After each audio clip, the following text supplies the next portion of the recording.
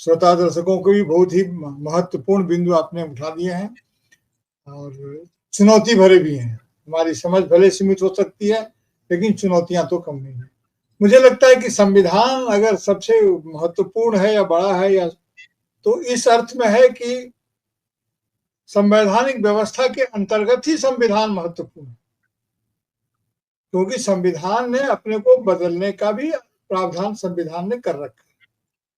बदलाव के कई चरण होते हैं, कई कारण होते हैं, कई तरीके होते हैं। तो संवैधानिक बदलावों की प्रक्रिया में संविधान सर्वोच्च है।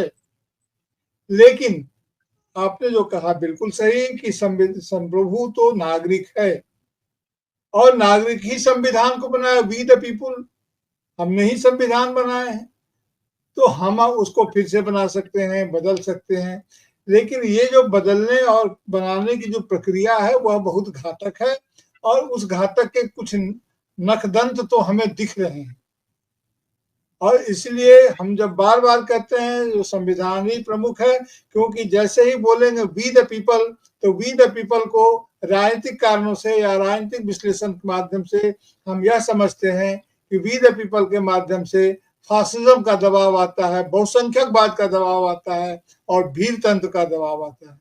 वी द पीपल जितना पवित्र शब्द है, हम भारत के लोग, उसके पीछे जितनी गहरी श्रद्धा और निष्ठा है और उसकी निर्मिति में उसके साथ छल होने की पूरी गुंजाइश हो सकती है, और यह गुंजाइश हाल के दिनों में और ज्यादा बढ़ी है।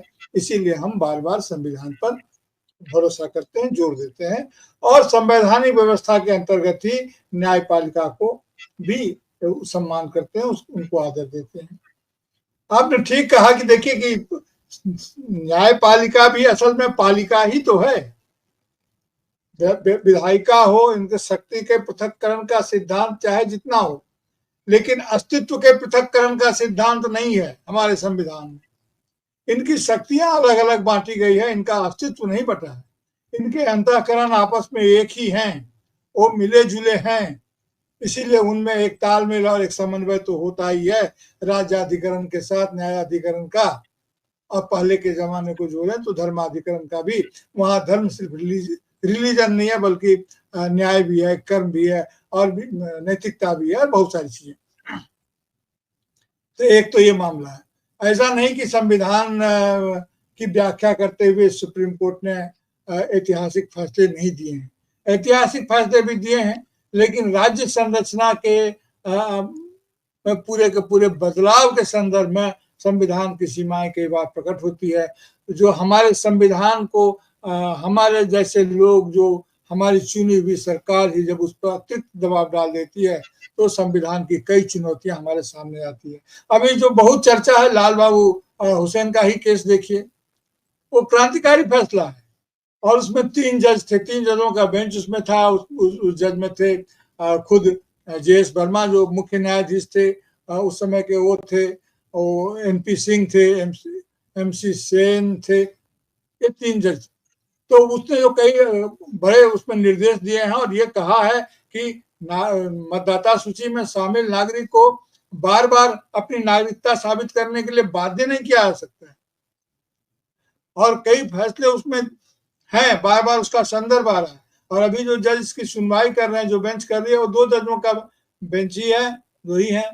तो 2 है, तो आप जानते हैं, आपसे बेहतर कौन जानता है कि उस लाल बाबू हुसैन में जो फैसला दिया गया है, उससे बाहर जाकर के फैसला देने में इस बेंच को दिक्कत होगी। अब लेकिन देखिए, हमेशा राजनीतिक वातावरण भी तो बदलता है। मैं कई बार कहता हूं कि राजनीतिक जो है सो गुणवत्ता ही हमारे न्याय की गुणवत्ता और लोकतांत्रिक गुणवत्ता को सुनिश्चित करती है।